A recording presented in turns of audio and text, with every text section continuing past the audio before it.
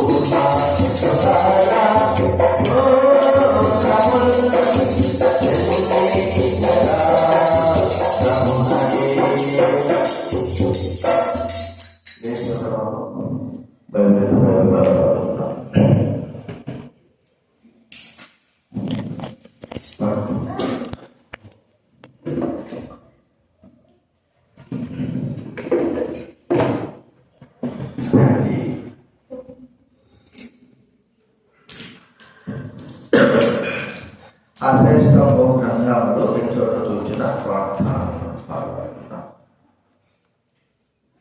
అశ్రేష్టంలో గ్రంథములో చోట చూచిన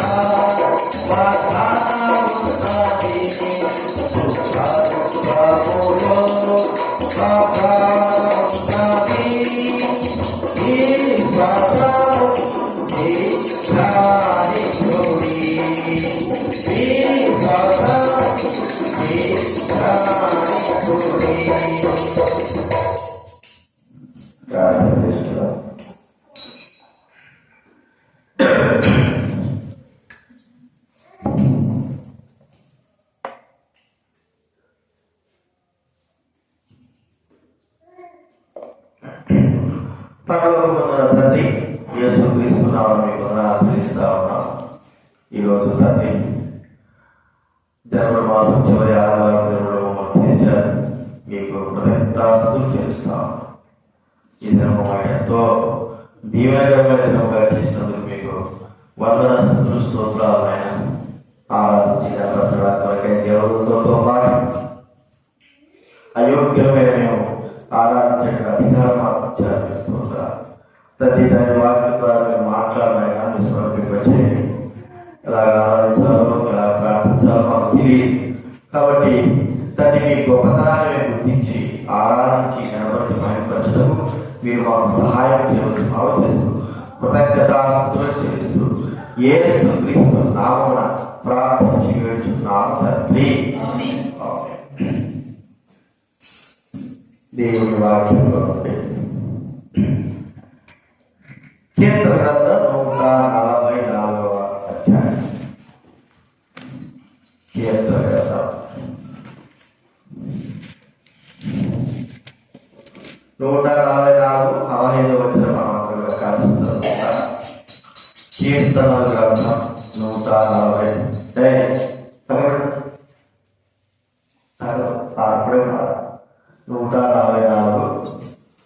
15వ వచనం మనందరూ కూడా కలిసి చదువుతాం.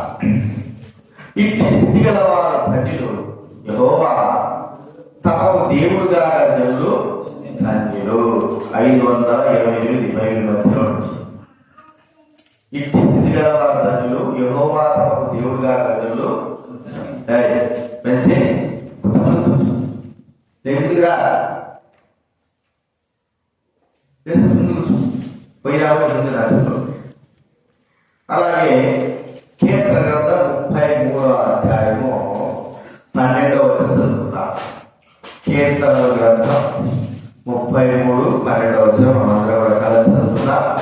దైవ గ్రంథం ఉన్న వాళ్ళు దయచేసి 33, 12వ వచనం. యెహోవా తమకు దేవుడుగా జనులు ధన్యులు, ఆయన తనకు స్వాస్థ్యముగా ఏర్పరచుకున్న జనులు ధన్యులు. మరోసారి చదువుకున్నా 467 పేజీ నంబర్ 33 12వ. యెహోవా తమకు దేవుడుగా జనులు ధన్యులు, ఆయన తనకు స్వాస్థ్యంగా ఏర్పరచుకున్న జనులు.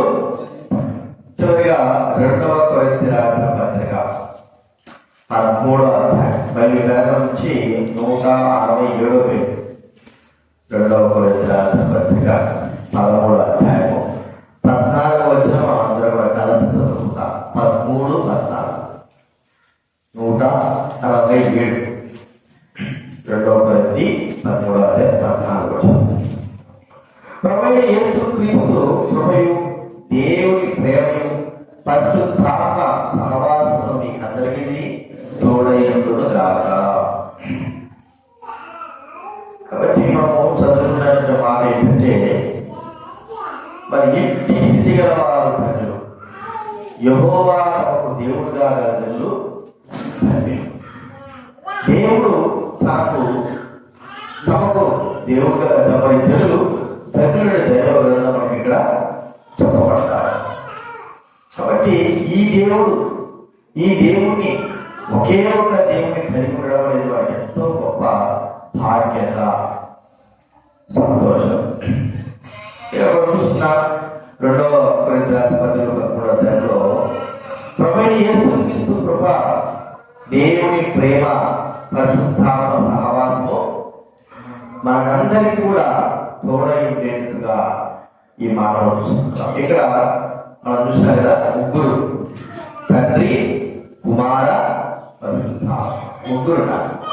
మరి ఈ దేవుని, ఈ ప్రభువును అంటే మనము వేరు వేరు చెప్పడానికి కాదు, ఈ ప్రభువును మనం కలిగి ఉండేటువంటి బాధ్యత మనకు దేవుడు అనుగ్రహించాడు. ఆ దేవుడు తెలుసుకోవడం, ఆ దేవుడి యొక్క గొప్పతనాన్ని గ్రహించడం, ఆ ప్రభుత్వ దేవుడు మనకు ఎంత గొప్పవాడుగా ఉన్నాడని గుర్తించడము అనేది మనకు ఇవ్వబడిన గొప్ప బాధ్యత, ధన్యత అనేది మనం చూసుకోవాలి. సరే, మనము ఈ దేవుని అంటే మనం చూసిన ఇట్టి జనులుగా ధన్యులు, ఈ దేవుడుగా దేవుడు తమ దేవుడుగా గల జనులు ధనులై ఉన్నారు. ఎలాగా మనం ధన్యులైనా ఇక్కడ ముగ్గురు మనం చూసాం.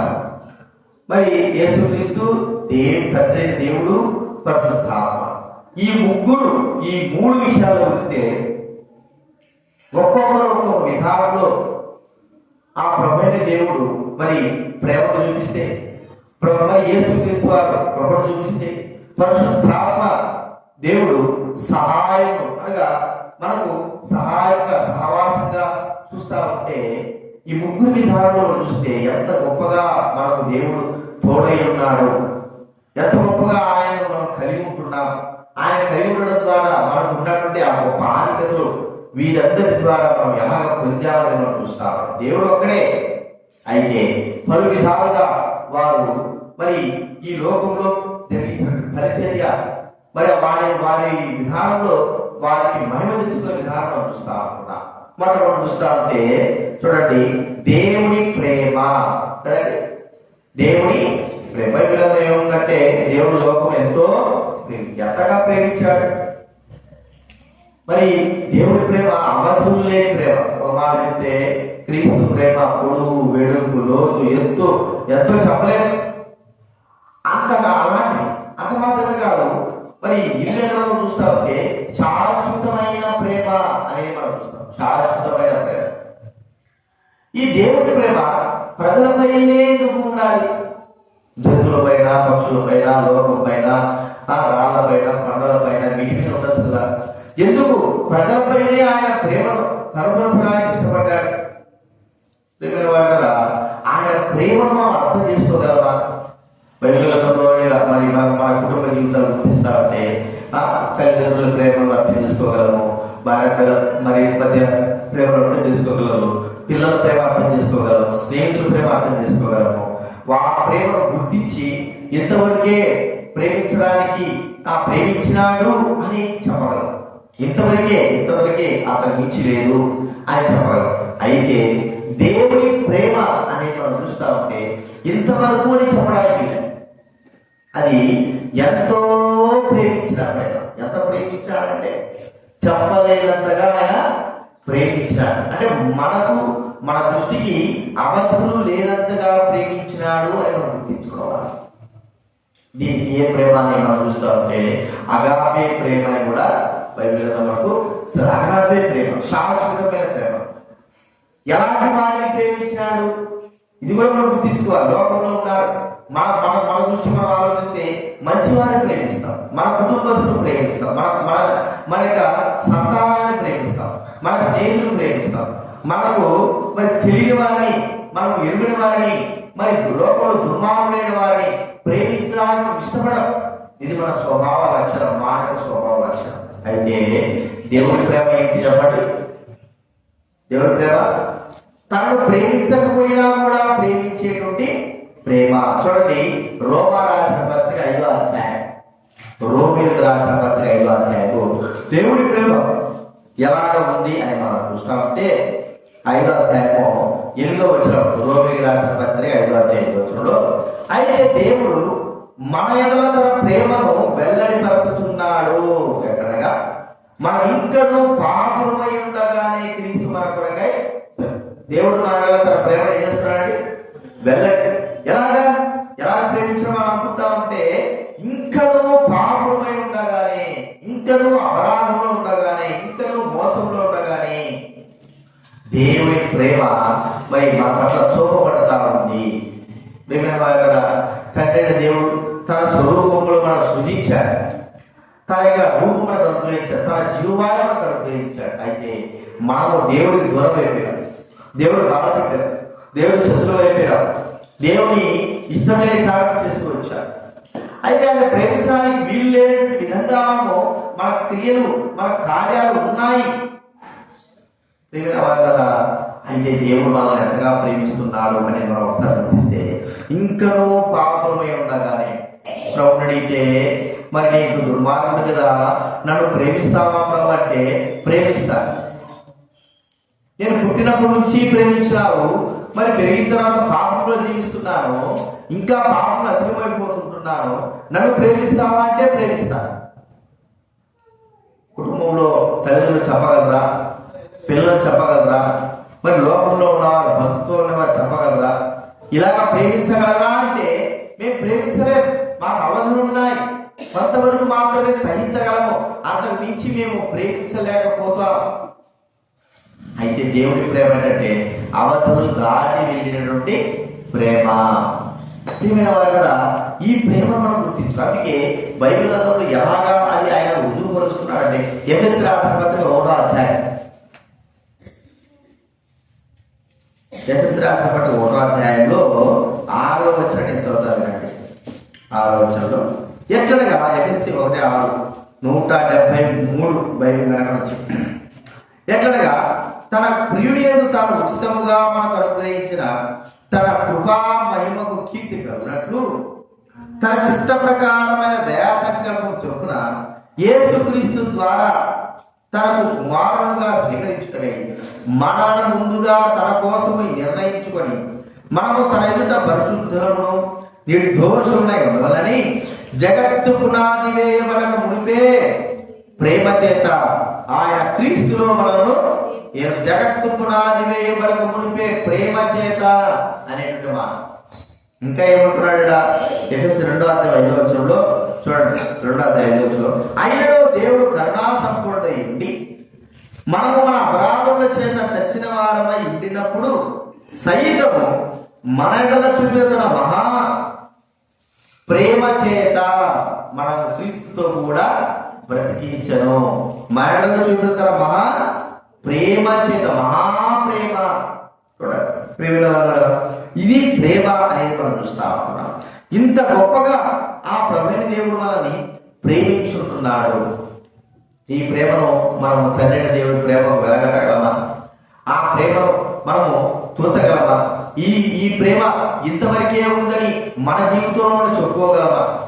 ప్రేమిన వారు అలాగా ప్రభు మరి ప్రేమించిన ప్రేమను ఒకసారి మనం గుర్తిస్తే, ఎవరిని అడిగామనుకోండి, దేవుడిని ఎంతగా ప్రేమించాడంటే అంటే నా మరణపు దినములలో కూడా నన్ను ప్రేమించాడు, నా మరణం దినంలో కూడా మరణమిక నాకు సమీపిస్తున్నప్పుడు కూడా నన్ను ప్రేమిస్తున్నాడు అని చెప్పగలం. మన తెలుసు మరి ఇక శిలువ మీద దొంగ గుర్తిస్తా ఉంటే శిలువ మీద దొంగ మోసగాడైపోయాడు. ప్రజలకు రోమ ప్రభుత్వం చిక్కాడు, మరణానికి అడ్డుగా అయిపోయినాడు, చంపబడతా ఉంటున్నాడు, సిలువ వేసినాడు. యేసు ప్రభుతో పాటి తనను కూడా సిలువ వేసి ఉంటున్నారు. వినవారు కదా. ఇక కొద్ది క్షణాల్లో తన ప్రాణం పోతుంది. ఆ సమయంలో దేవుని నన్ను కూడా ప్రేమిస్తాడా ఈ సమయంలో అని అనుకుంటుండొచ్చు. అయితే ఒకసారి ఆయనను అడిగి చూద్దాం, ఆయన ప్రేమ ఎంతవరకు ఉందో అన్నట్టుగా, ప్రభువా నీ రాజ్యంతో వచ్చినప్పుడు నన్ను జ్ఞాపకం చేసుకో. ఈ మాట అర్థం, ప్రభువా నేను పాపిని, ఇదిగో నన్ను క్షమించు, నన్ను ప్రేమించినావు, నేను నీ ఇష్ట ప్రకారం జీవించడానికి నన్ను క్షమించు అనే మాటగా. అయితే ఆ సమయంలో కూడా దేవుని యొక్క ప్రేమ ఏమవుతుంది? పరిపూర్ణం అవుతావు. మనిషి చనిపోయే సమయంలో కూడా దేవుని ప్రేమ పరిపూర్ణం చేయబడతాం. ఇది దేవుని ప్రేమ. ఈ ప్రేమను మనం పొందడానికి మన అనుభవమేనా? మనకు అర్హత ఉందా? యోగ్యత ఉందా? మనం పొందగలమా? పొందడానికి మనలో ఏ మంచి లక్షణాలు ఉన్నాయి, ఏ నీతి క్రియలు ఉన్నాయి, ఏ మంచి తత్వం మనలో ఉంది? ఏమి కూడా మనలో ఎంత మాత్రం కూడా లేదు, అయినా ప్రేమించాడు.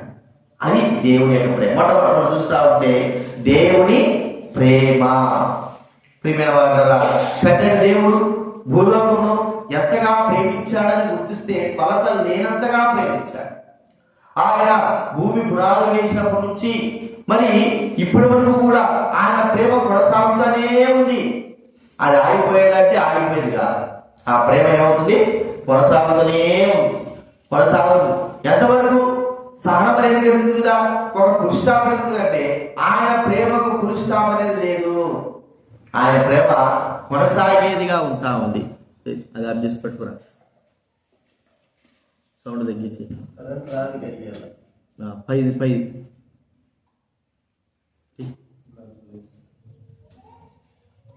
పై ఛార్జీ కాకముందు సౌండ్ తగ్గి first hello hello hello hello wire తీసేసి ఆగండి. సరే సార్, వదిలే ఇక్కడ ఆయన ప్రేమ కొనసాగుతానే ఉంది. కాబట్టి ప్రేమైన వారిని మనం గుర్తిస్తాము. ఆయన ప్రేమ అత్యధికమవుతా ఉంది అని మనం గుర్తించాలి. కాబట్టి గుర్తుంచుకోదగ్గది ఏంటంటే దేవుని ప్రేమ ఎంతని మనం చెప్పుకోగలమంటే చెప్పడానికి వీల్లేదు, మన వల్ల కాదు. అంతగా మానవులు ప్రేమించినాడు. ప్రియమైన వారులారా, ఈ ప్రేమకు వెలకట్టలేని ప్రేమ దేవుని ప్రేమ. అందుకే ఇంటి దేవుడు కాగల జనులైన మనము ధన్యులమై ఉంటున్నాం. లోకంలో ఎంతో మంది ఉన్నారు, వారందరికంటే మనమేం గొప్పవారమేం కాదు. అయితే ప్రియమైన వారు, వారందరినీ ప్రేమించిన దానికంటే దేవుడు మనల్ని ఎక్కువగా ప్రేమించాడా అంటే ఎక్కువగానే ప్రేమించాడు. జగత్పునాది వేయబడక మునిపే ప్రేమించాడు. ఆయన క్రీస్తులో మనల్ని ఏర్పరచుకున్నాడు.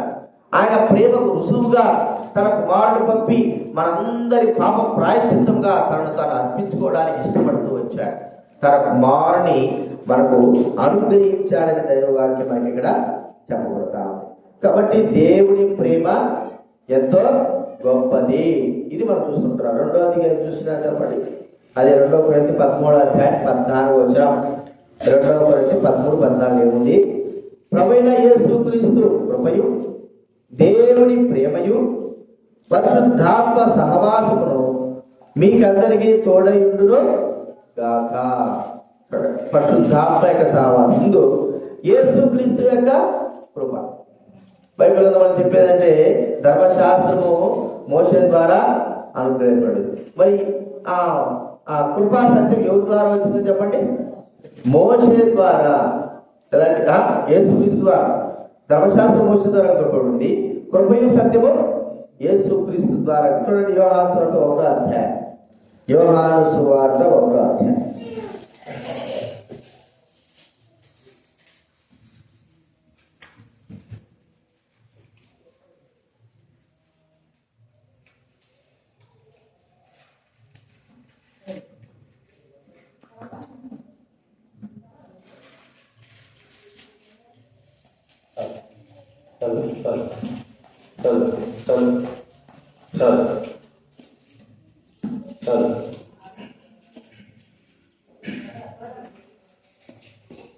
యోహాను సువార్త 1వ అధ్యాయం 17వ వచనం చదవండి ఎవరైనా. యోహాను సువార్త 1వ అధ్యాయం 17వ వచనం. ధర్మశాస్త్రం మోషే ద్వారా అనుగ్రహింపబడెను, కృపయు సత్యము యేసుక్రీస్తు ద్వారా కలిగి. ధర్మశాస్త్రం మోషే ద్వారా అనుగ్రహింపబడింది. కాబట్టి ప్రియమైన వారులారా, కృపా సత్యము యేసుక్రీస్తు ద్వారా. కృప మనం చూస్తామంటే మన రక్షణకు ఎవరు కారణుడు? ప్రభువైన యేసుక్రీస్తు. ఇది ఎలాగ సాధ్యమంటే కేవలం ఆయన కృప చేతనే ఇది కలిగిందని మనం చూస్తా ఉంటున్నాం. చూడండి, ఎఫెసీ రాసిన పత్రిక 2వ అధ్యాయం 5వ వచనం. ఎవరైనా ఎఫెసీ రాసిన పత్రిక 2వ అధ్యాయం 5వ వచనం. దేవుడు కరుణా సంపన్నుడై ఉండి మనము మన అపరాధముల చేత చచ్చిన వారమై ఉండినప్పుడు సైతము మనలో చూపిన తన మన మహాప్రేమ చేత క్రీస్తుతో కూడా బ్రతికించెను. కృపచేత మీరు రక్షింపబడి ఉన్నారు. చాలా ఇంకా ఉండేది 8వ వచనం చూడండి. మీరు విశ్వాసం ద్వారా కృపచేతనే రక్షింపబడి, ఇది మీ వల్ల కలిగింది కాదు, దేవుని వరమే. యేసుక్రీస్తు కృప అయి ఉన్నాడు. కృప అంటే యేసుప్రభు అంటే కృప. మరి ఆ కృపైన దేవుడు ఈ లోకంలో తండ్రి అయిన దేవుడైతే భూలోకంలో ఉన్న వారందరూ కూడా తన ప్రేమను ప్రచురపరిచాడు. యేసుక్రీస్తు వారు కుమారుడు యేసుక్రీస్తు ఈ లోకంలోకి వచ్చి ఆయన భూలోకానికి అంతటి కూడా తన కృపను ప్రచురపరిచాడు. మనం ఆలోచిస్తే భూలోకంలో ఆయన కృప ఎలాగ విస్తరించిందంటే రోమ రాసిన పత్రిక 5వ అధ్యాయం, రోమిలికి రాసిన పత్రిక 5వ అధ్యాయం 21వ వచనం దయచేసి చదవండి. నేను చదువుతానండి. రోమ రాసిన పత్రిక 5వ అధ్యాయము 21వ వచనం. మరియు ఆయనను పాపము మరణమును ఆధారం చేసుకుని ఏలాగు ఏనో అలాగే నిత్య జీవం కలుగుటకై నీతి ద్వారా కృపయు మన ప్రభువైన యేసుక్రీస్తు మూలంగా ఏలు నిమిత్తము పాపం ఎక్కడ విస్తరించును అక్కడ కృప అపరిమితముగా విస్తరించెను. కదండి, పాపం ఎక్కడ విస్తరించిందో కృప ఏం అయిందట? అపరిమితముగా. ఎక్కడ విస్తరించింది పాపము? చెప్పండి. పాపం విస్తరించిన స్థలం ఏమిటి? ఎక్కడ విస్తరించింది? భూలోకం అంతా కూడా పాపము విస్తరించింది. కాబట్టి భూలోకం అంతా పాపం విస్తరించింది. ఆ భూలోకం అంతా కూడా తన కృపతో ఏం చేశాడంటే దేవుడు నింపినాడు. యేసుక్రీస్తు రావడమే కృపతో నిండిపోయింది. అందుకే 119వ కీర్తన 64వ వచనంలో 119వ కీర్తన 64వ వచనం దయచేసి చదువుకుందా. 119వ కీర్తన 64.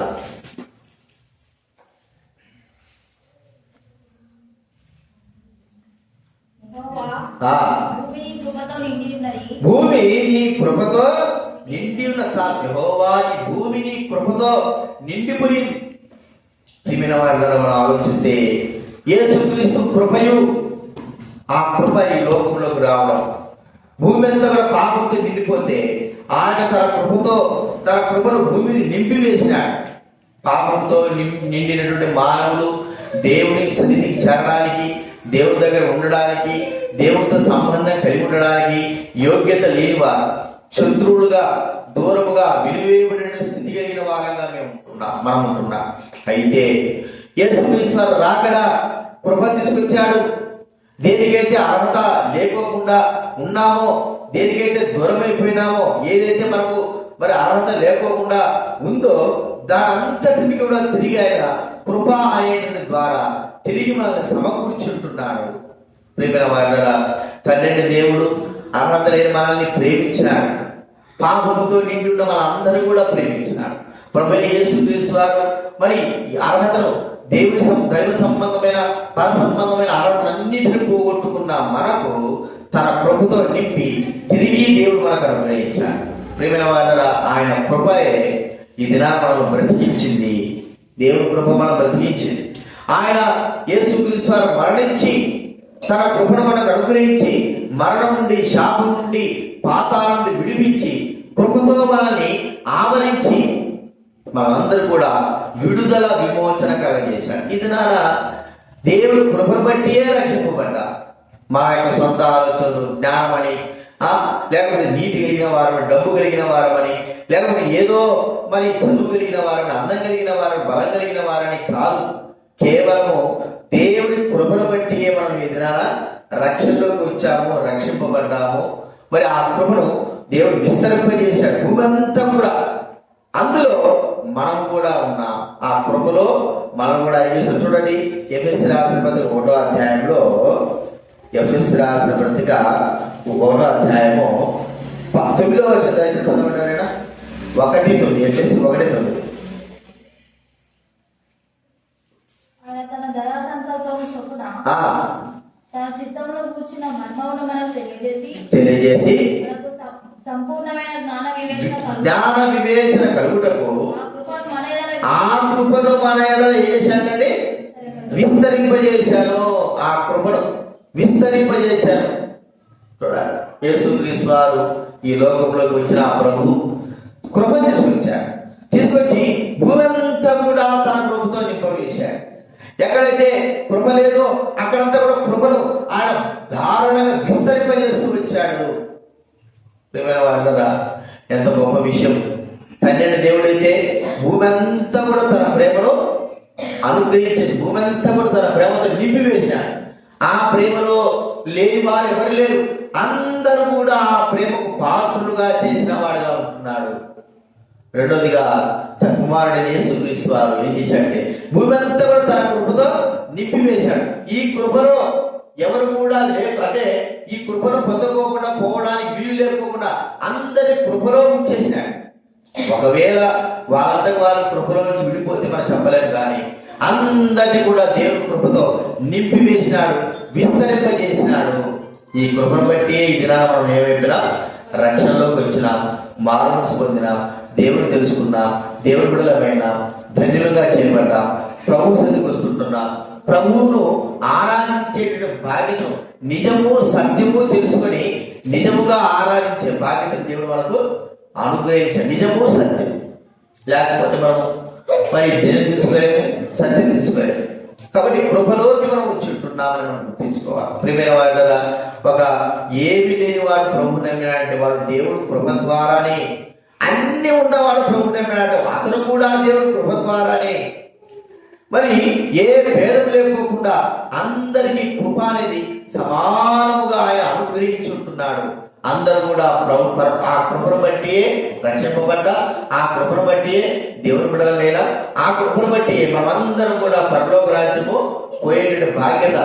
చిన్న పెద్దలు ఈ లోకంలో పెద్ద గృహాలు పోవాలన్నా, అధికారం దగ్గరికి వెళ్ళాలన్నా ఒక అర్హత అనేది ఉంటారు.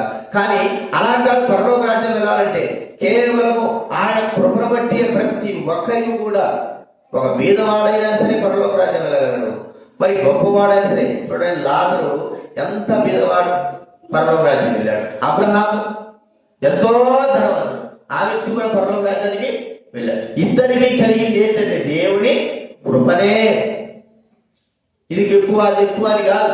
పరలోక రాజ్య ప్రవేశం, దేవుడి కృప, అర్హత అందరూ కూడా సమానంగా భూమి అంతా కూడా దేవుడు పంచివేసిన వాడుగా చూస్తా ఉంటున్నాం. కాబట్టి ఇది రెండోది కూడా చూస్తుంటున్నాం. తండ్రి దేవుడు దేని ప్రచురపరిచాడు భూలోకానికి? చెప్పండి, దేవుని ప్రేమ.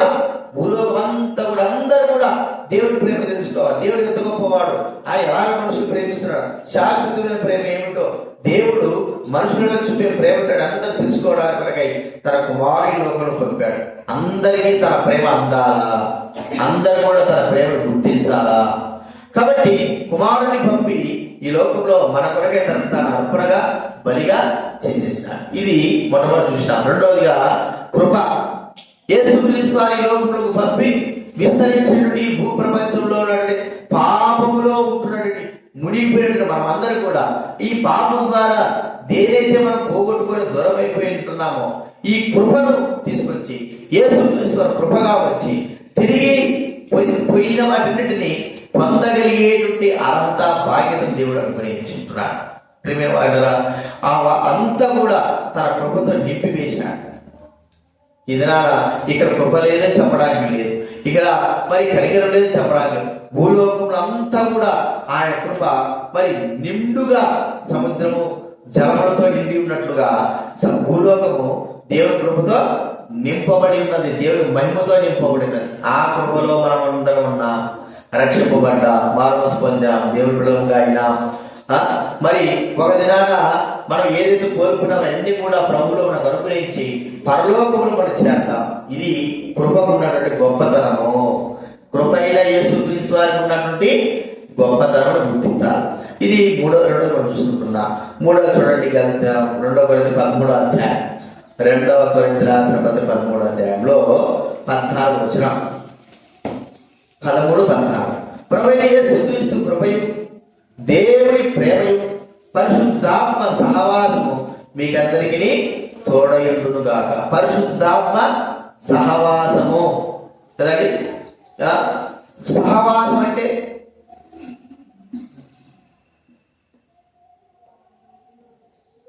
తెలంగాణ భాషలో ఏంటి? సోపతి. సోపతినా?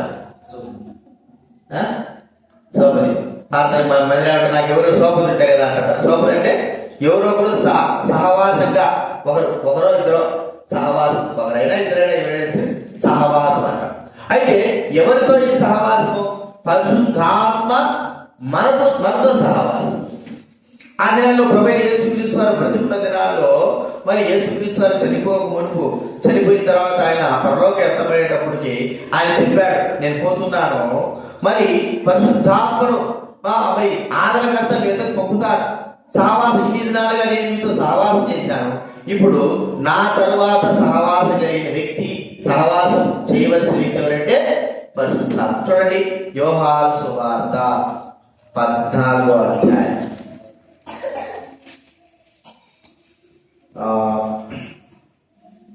26. యోహాను సువార్త 14:26.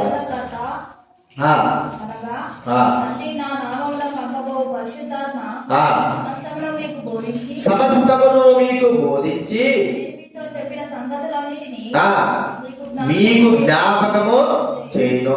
చూడండి ఇంకేమంటాడు 26, అదే 15-26.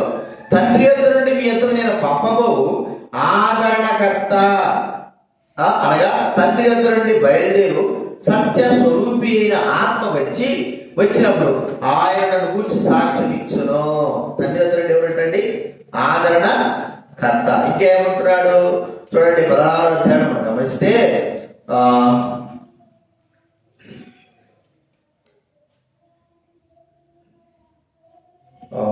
ఎలా వచ్చినా చూడండి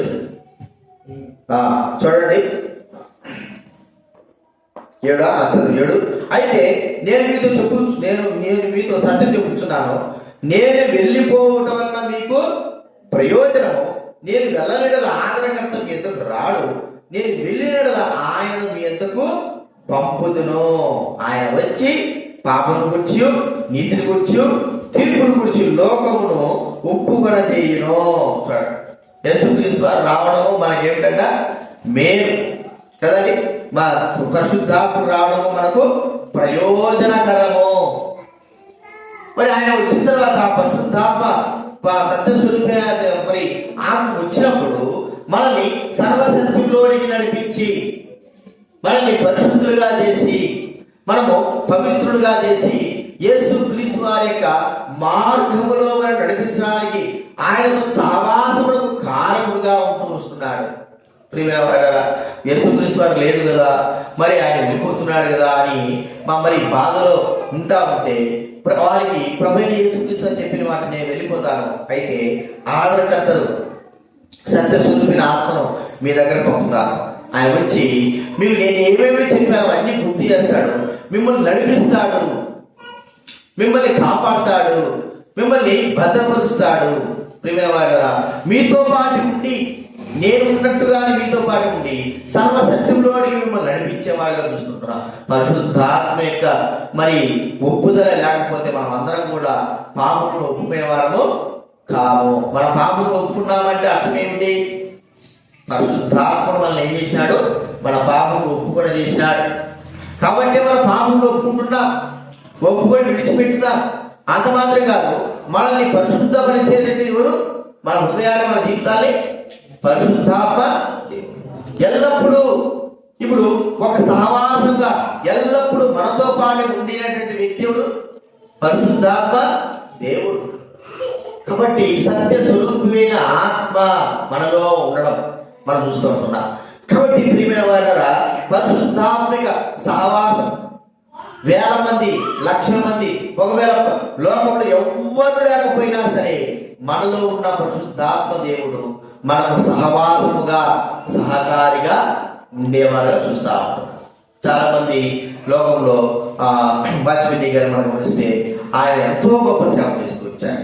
ఆర్ఎస్ఎస్ వారు, బజరంగ దళ్, కమ్యూనిస్ట్ వారు ఏం చేశారు? ఆయన చెరసాల వేశారు. 20 సంవత్సరాల చెరసాలలో చీకటి గుహలో వేసేసారు. ప్రియమైన వార్తరా, అక్కడ ఎవరు ఉండరు. ఎంతటి భయంకరమైనటువంటి జైలు చెరసాలంటే చెప్పలేనంత భయంకర జైలు. కానీ అక్కడ ఎవరున్నారు? తనతో పాటు సహవాసము. మెంటల్ వస్తుంది కదా, ఎవ్వరు లేకపోతే చెప్పండి. ఎవరికైనా మెంటల్ వచ్చింది అనుకోండి, వాడు ఎందుకు అట్లా అయినాడంటే అలోన్గా ఒక్కడిగా ఉండడం ద్వారానే ఆ వ్యక్తికి ఏమవుతుంది? ఆ మైండ్ అనేది తగ్గిపోతుంది. అందరితో కలిసి ఉంటా ఉంటట్టుంటది, బాగుంటది. కానీ ఆ చెరసాల్లో మరి ఆ యొక్క వాజ్పేయి గారు ఎన్నో దినాలుగా ఒక్కడే ఒంటరిగా ఉంటూ వచ్చాడు. ఎవరున్నారు తనలో అంటే పరిశుద్ధాత్మ యొక్క సహవాసం తనకు నిత్యము కలిగి ఉంది. చెరసాల్లో ఉన్నా, పాతాళంలో ఉన్నా, మరి ఎంత దూరం ఉన్నా, ఎవరు లేని ప్రాంతంలో ఉన్నా, కానీ ఎవరు లేరు అనుకోకుండా పరిశుద్ధాత్ముడు మనకు సహవాసంగా ఉండేవాళ్ళని చూస్తున్నా. కాబట్టి మనం గుర్తించుకోవాల్సిందంటే ఆయన మనకు ఆదరణకర్తగా, పరిశుద్ధాత్ముడు నడిపించేవాడుగా, నాయకుడుగా, దేవుని కార్యములు, దేవుని మార్గములు సరిచేసేవాడుగా, నడిపించేవాడుగా, సరైన విధానంలో మనల్ని భద్రపరిచేవాడుగా, కాపాడేవాడుగా ఉంటున్నాడు పరిశుద్ధాత్ముడు. ప్రియమైన వారులారా, ఆయన పని యేసుక్రీస్తు వారు ఎప్పుడైతే ఈ భూలోకం మరి నుంచి పరలోకం వెళ్ళిపోయాడో, మరి ఈ భూలోకంలో ఆ పరిశుద్ధాత్మ యొక్క సహవాసం, ఆ కార్యములు జరుగుతూ ఉంటున్నాయి. సంఘాల్లో, ప్రజల హృదయాలలో ఆ కార్యము మనము చూస్తూ ఉంటున్నాం. ఆ కార్యం లేకపోతే అంటే ఆ కార్యంలో జరిగే పరిణామం ఏమిటంటే మరి తిరిగి పాపములో మానవుడు వెళ్ళేవాడుగా ఉంటాడు. అంటే పాపం విస్తరించేదిగా మనం చూస్తా ఉంటున్నాం. ఎప్పుడైతే ఈ పరిశుద్ధాత్మ మనలో ఉండబట్టి, ఆ ప్రభు అయిన దేవుని యొక్క ఆత్మలో ఉండబట్టి పాపమునకు పాపం దూరం అయిపోయి పరిశుద్ధతకు దగ్గరగా, దేవునికి దగ్గరగా, దేవుని కార్యాలకు దగ్గరగా మనం చేయబడతా ఉంటున్నాము. కాబట్టి ఇప్పుడు దేవుడితో సహవాసానికి దగ్గర అవుతుంటున్నాము. అందుకన్నాడు, మీరు కుమారుడితో సహవాసము చేసేవారు. చూడండి, కొరింథీ రాసిన పత్రిక 1వ అధ్యాయం 2వ కొరింథీ 1వ అధ్యాయం 1.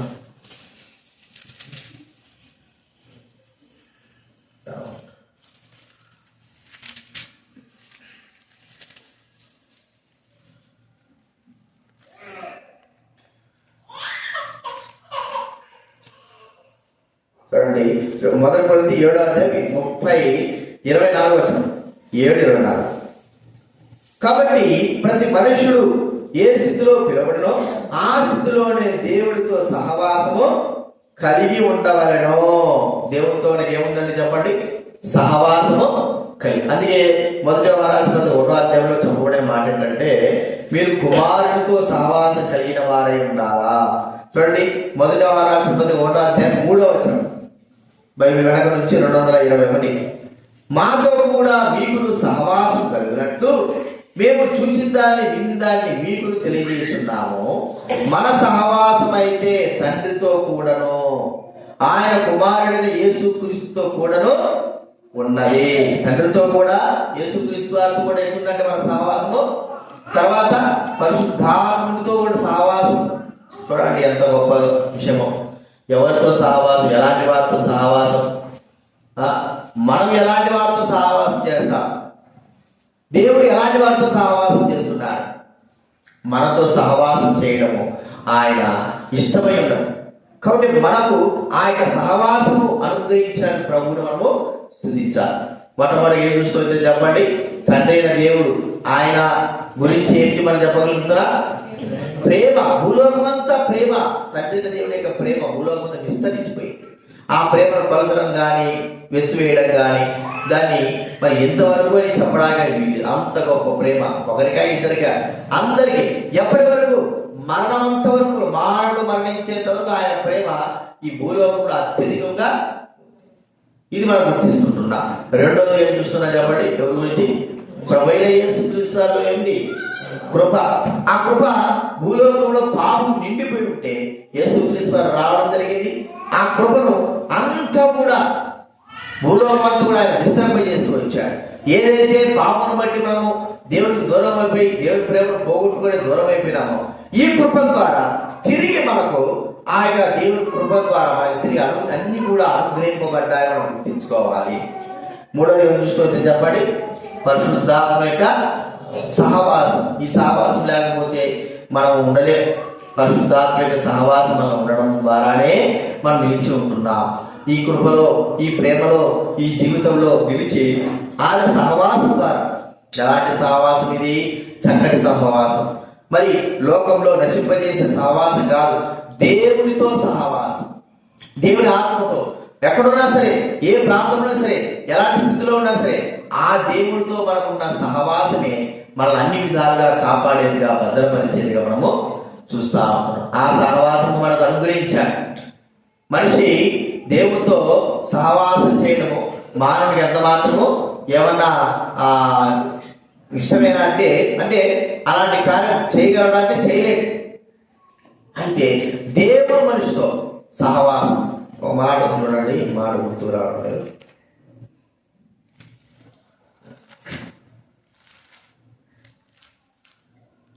సమయంలో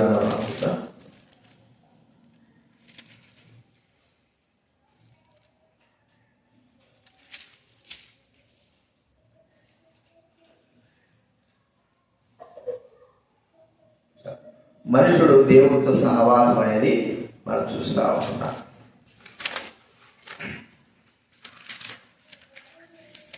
కాబట్టి అది దేవుడు మనుషులతో సహవాసం చేయడం అనేది చాలా గొప్ప బాధ్యత. దేవుడు మనుషులతో సహవాసం చేయడము చాలా గొప్ప భాగ్యం. ఆ బాధ్యతలో మనం ఉన్నామని గుర్తించుకొని ఈ మూడంతలుగా తండ్రి, కుమార, పరిశుద్ధాత్మ. దేవుడు అంటావా? దేవుడు అంటావా? దేవుడు ఒక్కడే. తండ్రి, కుమార, పరిశుద్ధాత్మ, ఈ దేవుడు.